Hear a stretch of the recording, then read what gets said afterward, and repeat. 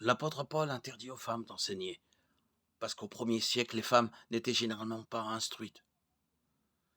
Cependant, 1 Timothée 2, 11-14 ne mentionne nulle part le niveau d'éducation.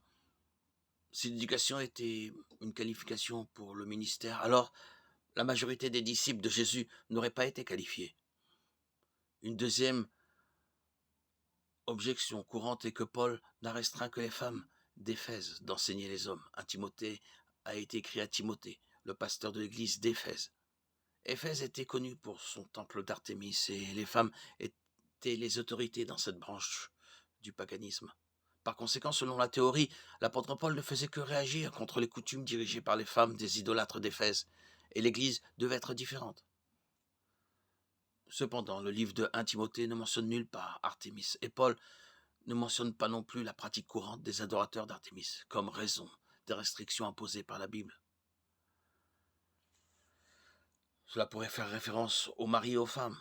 Cependant, le sens fondamental de ces mots est plus large que cela. De plus, les mêmes mots grecs sont utilisés dans les versets 8 à 10. Les maris sont-ils les seuls à pouvoir lever les mains saintes dans la prière, sans colère ni dispute? Les femmes sont-elles les seules à pouvoir s'habiller modestement, faire de bonnes œuvres et adorer Dieu? Bien sûr que non.